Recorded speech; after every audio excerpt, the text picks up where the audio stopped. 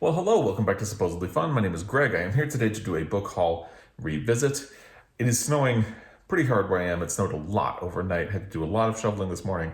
So if you are in a cold area, if you've had a lot of snow, I hope you're staying warm. Hope you are properly shoveled and can stay put where you are without having to get out on the roads.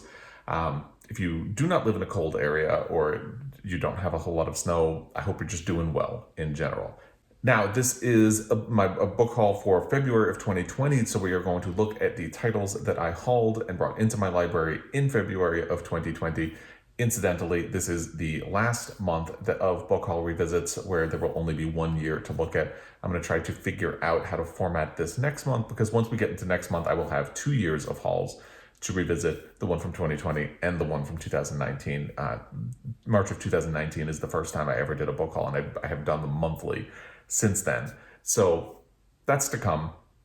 I haven't quite figured out what I'm going to do. I haven't looked at the list of titles from both months. That'll probably have a lot to do with how it gets structured ultimately, but that's in the future. Just, putting it on your radar that it's going to be a little bit different once we get to next month, but it doesn't really matter for right now. Right now, we're just going to look at the books that I brought into my library in February of 2020. There are 4 of them, and spoiler alert, I only read 1. But that's not bad, actually. I'm going to count that as a win. 1 and 4 that's 25%. So that's pretty good. I hope I did math right. I'm bad at math. So, but yeah, 1 and 4, not too bad, not too shabby. Let's get to the titles. The first one is My Alexandria by Mark Doty. This is a collection of poems. Now, actually, all of the books in this book haul from February of 2020, by the way, I will link the original video down below. All of them tie back to my Read Outside Your Comfort Zone challenge, which was my reading goal for last year. And so since all of them tie back and not to the same brief, let me quickly explain what that was if you don't follow along. My Read Outside Your Comfort Zone challenge was that I wanted to read genres that I don't traditionally read. I wanted to read books that were set in areas other than North America or Europe, or had authors that were from outside North America and Europe. Things like that. So this tied into the first part, which was that I wanted to read genres I don't traditionally read. This is a poetry collection that follows the themes of death and beauty and discovery. It was originally published in 1993. It also heavily deals with the AIDS epidemic, which was obviously a huge concern at the time in America and around the world. I am famously intimidated by poetry, which is why this qualified for the first part of my Read Outside Your Comfort Zone challenge. I wanted to try to read poetry and do that as a sort of challenge to myself, because it is definitely a genre I don't engage with very much. Again, mostly because it intimidates me. I'm always worried I'm not going to understand what's going on. And I felt like an LGBTQ theme seemed like a good access point for me. That turned out to be very true. I really enjoyed this collection. This is the 1 out of 4 that I have read. It got me really excited to try more poetry, actually, because for most poetry collections are really small, so there is that. But I really enjoyed it. I loved the poems in it. I didn't feel like I was lost. It felt kind of haunting to me, and I definitely would recommend this. But I think the main success of it was that it made me excited to try more poetry in the future. I've not decided where to go next after this, but this was a pivotal book because of that it let me know I don't have to be scared of poetry. When I first announced my Read Outside Your Comfort Zone challenge and sort of the genres that I wanted to hit, I got a lot of recommendations, particularly in poetry, and I think Jason from Old Blues Chapter and Verse and Sean the Book Maniac both mentioned this collection to me. I could be wrong about that, but I'm pretty sure they both did, and then a couple of comments after that echoed it. So this came directly from recommendations as part of that challenge. Thank you to all of you, and thank you in particular to Sean and Jason for pointing it out, and I really enjoyed it. I believe there are other collections of Mark Doty's that are published, so I would check one of them out, but I feel like I should branch out a little bit and try to do something that scares me a little bit. I have ideas, and we'll see where I go to next. But yeah, this was a huge success, and I'm glad I got it and I read it. Next is The Girl with the Louding Voice by Abby Dare. I'm not altogether surprised that I did not get to this in 2020, given that that was a year that was it was packed with goals. I ended up canceling my Read Outside Your Comfort Zone challenge because it was too much. There were too many different elements and bits that I was trying to do. So there were too many goals, too many releases, and too many things happening in the news. I am a little disappointed that I didn't get to this book because it's something that really checks a lot of my boxes and interests as a reader, and it's definitely something I do want to get to. The original hope was that this would be the part of my Read Outside Your Comfort Zone challenge where I try to explore regions other than North America and Europe. Obviously, this would hit the continent of Africa, and it just didn't work out for that challenge. By the time I would have gotten around to it, I had already decided to suspend my reading goal for 2020. Anyway, this is the story of a girl in Nigeria who is seeking an education for herself. She wants to be educated, even though it is not common for girls to be educated.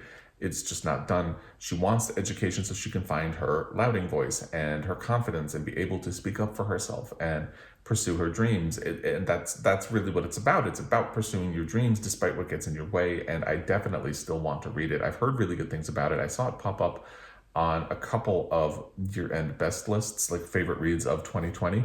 And it is a book that has consistently been recommended to me as well in comments here on this channel throughout 2020. And I'm really looking forward to getting to it, hopefully at some point in the near future. That is The Girl with the Louding Voice by Abby Daré. Then we get to this beautiful little volume, The Sailor Who Fell from Grace with the Sea by Yukio Mishima.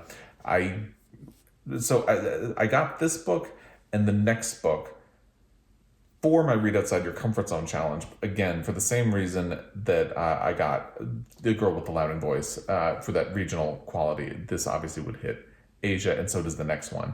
So I think I was a little overly ambitious, thinking I'm going to hit all of these different continents more than once. So I did end up hitting Asia and Asian themes.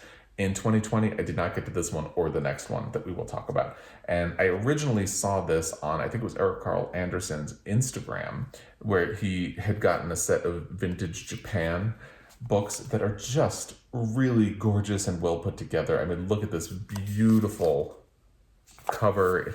It's just really beautiful. And I, in particular, wanted to get some of these because it would hit my goal, and they're just really, really pretty, as you can see.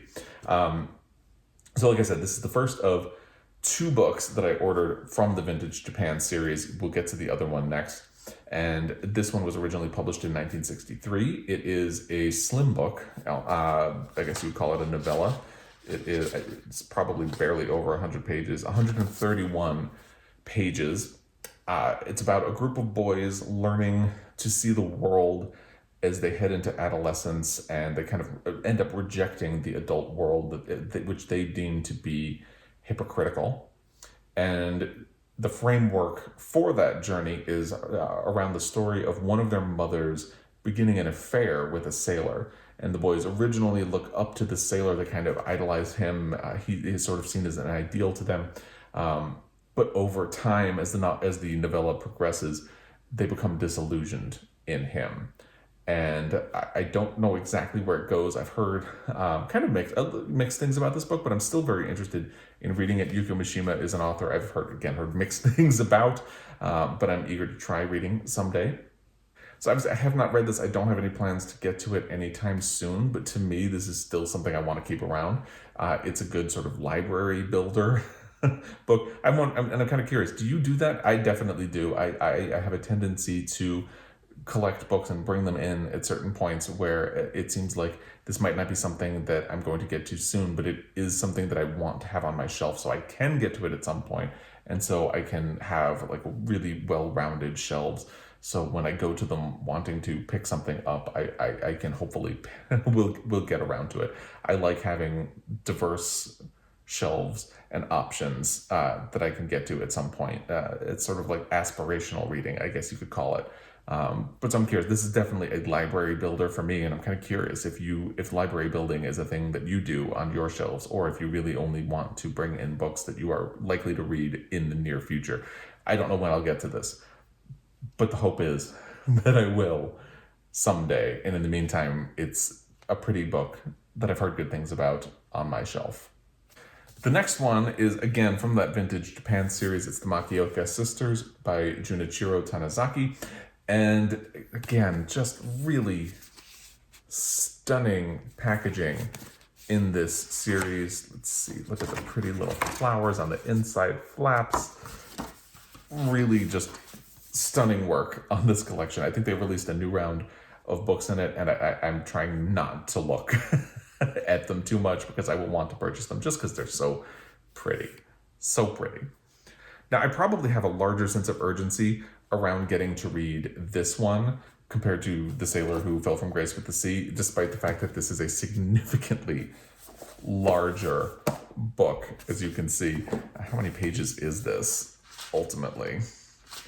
Let's find out. It is 562 pages. Yeah, much larger. But I definitely think I have more urgency to get to this one because while I've heard mixed things about The Sailor Who Fell from Grace with the Sea, I've heard really wonderful things repeatedly about the Makioka Sisters. So many people have recommended this to me. So many people have mentioned that they liked it. So the more I hear about it, the more interested I am in reading it. So first published in 1948, the Makioka Sisters is about the incredible transition Japanese society underwent after World War II and how its previous way of life was vanishing. And that is actually a subject that is very interesting to me because Japan really did undergo a vast sort of reinvention in the 1900s. And this book really reflects that. Some people have referred to it as the greatest Japanese book of the 1900s for the way it reflects that transition. Now, it does reflect that transition through the story of the four Makioka sisters. They are aristocratic and they have very different ways of reacting to their family expectations, to the society around them. Some of them cling to the ways of the past and are very traditional and want things to go back to the way they were. Some of them, the younger ones, you can probably guess, are much more willing to reject the expectations of their family and the expectations of society and go out and do things. I believe the plot description says that the younger sister throws herself into sort of affairs that would be seen as scandalous in previous generations, but she doesn't really see the problem with it. I absolutely want to read this book, and I will be holding on to it. It's a good library builder, but this one I have much more of a sense of urgency to get to at some point in the near future. Like I said, I've just heard so many good things about it. So many good things about it. And if you have thoughts about any of these books, actually, I'd love to hear them in the comment section down below. But this is probably the one of, it's pretty close with The Girl with the Laughing Voice, but this is probably the one that I am most looking forward to getting to next. And there you have it. These are the 4 books that I brought into my library in February 2020. One more time, The Makioka Sisters by Junichirō Tanizaki, The Sailor Who Fell from Grace with the Sea by Yukio Mishima, The Girl with the Laughing Voice by Abby Daré, and My Alexandria Poems by Mark Doty, which I very much recommend. If you have thoughts on any of these, again, leave it in the comment section down below. Recommendations, maybe other poetry recommendations, other really great Japanese literature recommendations, anything for African literature. Please, in the comment section down below, I would love to hear it. Or if you are not a fan of any of these books, like I said, I've heard mixed things about The Sailor Who Fell from Grace with the Sea. Let me know that as well. I would love to hear it. As always, I really appreciate your time, especially if you follow along, and I will be back. Until next time, happy reading.